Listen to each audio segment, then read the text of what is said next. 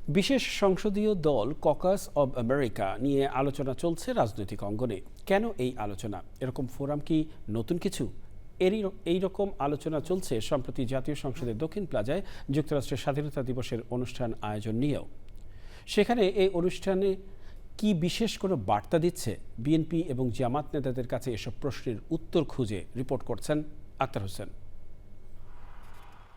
Caucus মানে কোনো বিষয়ে বিভিন্ন দলের একক ফোরাম, অন্য দেশের সঙ্গে সম্পর্কের নানা দিক নিয়ে বিভিন্ন দেশের পার্লামেন্টে গঠিত হয় এই ককাস। অন্য অনেক বিষয়ের মতো এক্ষেত্রেও এগিয়ে যুক্তরাষ্ট্র। বিভিন্ন দেশের জন্য তাদের কংগ্রেসে এই ধরনের ককাস সংশ্লিষ্ট দেশে তাদের স্বার্থ সংরক্ষণ, লবিং এবং দ্বিপাক্ষিক ইস্যুতে মধ্যস্থতা করে। বাংলাদেশ ও যুক্তরাষ্ট্রের সম্পর্ক সুদৃঢ় করতে বাংলাদেশের জাতীয় সংসদেও এই ধরনের একটি ককাস গঠন হয়েছে গত ১ জুলাই। সাবেক মন্ত্রী ডক্টর ওসমান ফারুক এমপিকে প্রধান করে ১০ এমপিকে এর সদস্য করা হয়েছে। বিএনপি, জামায়াত, এনসিপি সব দলের সদস্যরাই আছেন এ ককাসে।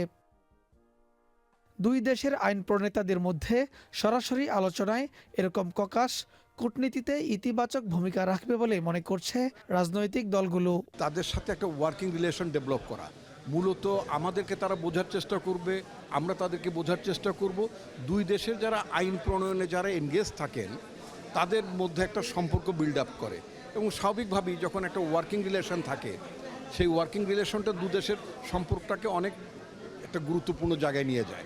কোনো ইস্যুতে যদি কোনো ভুল বোঝাবুঝির ব্যাপার থাকে তখন এই দু দেশের সদস্যরা তাদের একটা ওয়ার্কিং রিলেশনের মধ্য দিয়ে সমঝোতাটা আরও বাড়ে, ভুল বুঝাবুঝি দূর হয়, বরং সম্পর্কটা উন্নয়ন হয় আরও। বাংলাদেশের অর্থনীতি, বাংলাদেশের ডেমোক্রেসি, বাংলাদেশের রাজনীতি এবং সরকার পরিচালনার একটা গুরুত্বপূর্ণ পার্ট হয়ে আছে কিন্তু মার্কিন যুক্তরাষ্ট্র। সেটা বাংলাদেশের নয়, পৃথিবীর বিভিন্ন দেশে এরকম আরও অনেক রাষ্ট্র আছে যেগুলোর সাথে দ্বিপক্ষের স্বার্থ জড়িত থাকে।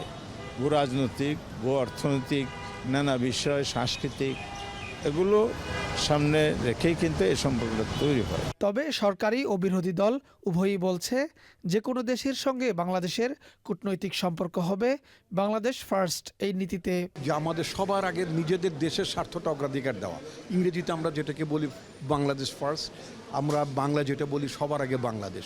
সুতরাং এখানে কে কতটা প্রভাবশালী অথবা কার কোন প্রভাবটা নাই তা না, আমরা মিউচুয়ালি গ্রো করতে চাই। বন্ধুত্বের মাধ্যমে তো স্বার্থ ঠিক রাখতে হবে।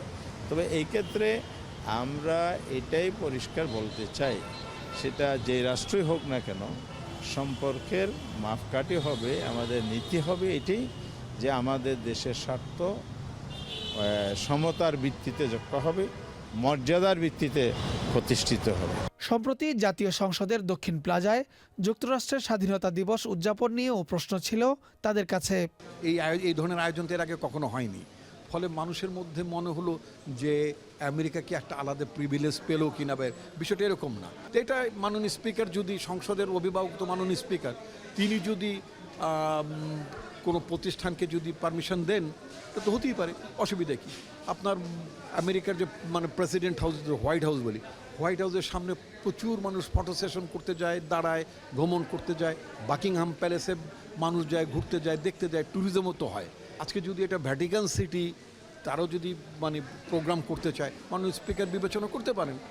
এটাকে খুব আলাদাভাবে আমার মনে হয়, আমি আশা করি যে অন্যান্য রাষ্ট্র যদি কেউ যদি করতে চায়, নিশ্চয়ই মাননীয় স্পিকারকে বিবেচনা করে দেখতে পারেন। ঐতিহ্যভাবে গঠিত ককাস অব আমেরিকা অর্থনৈতিক সম্পর্ক, ব্যবসা বাণিজ্য ও বিনিয়োগ সহ নিরাপত্তা সহযোগিতা, গণতন্ত্র ও সুশাসন প্রতিষ্ঠা এবং মানবাধিকার বিষয়ে অভিজ্ঞতা বিনিময় ছাড়াও দুই দেশের সম্পর্কে নতুন বার্তা দেবে এমন প্রত্যাশা সংশ্লিষ্টদের।